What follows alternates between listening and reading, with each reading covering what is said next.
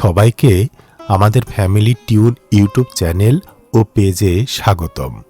খুব সকালে আমার বাবাকে আমি কিংবা আমার পরিবারের সদস্যরা তার শোবার ঘর হতে বাড়ির উঠানে তার জন্য পেতে রাখা চৌকি কিংবা চেয়ারে বসাই। আজ আমি আমার বাবাকে ঘর হতে কোলে করে চৌকিতে বসালাম। এরপর ম্যাসওয়াক দিলাম। এরপর নাস্তা করবে। চৌকিতে শয়, ভালো না লাগলে চেয়ারে বসানো হয়। উঠানে বাদাম গাছ ও লিচু গাছের ছায়ায় বসানো হয়।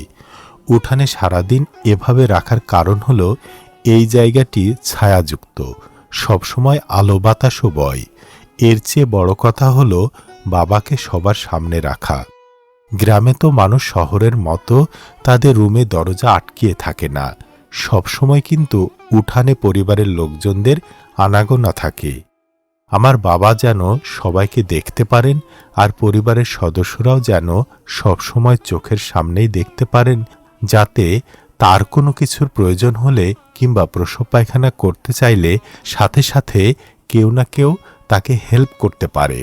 আমাদের সমাজেই অনেক পরিবারে বাবা কিংবা মা বৃদ্ধ কিংবা অসুস্থ হয়ে গেলে তাদের রেখে দেওয়া হয় ঘরের এক কোণে কিংবা বাড়ির কোণে।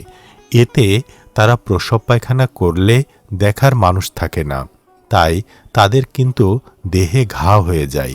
এমনকি সারাদিন চলে গেলেও মানুষ খোঁজ নেয় না, কিন্তু সেটা ঠিক নয়। আমার পরিবারের সকল সদস্যই সবাইকে যেমন ভালোবাসে তেমন সম্মান ও শ্রদ্ধা করে।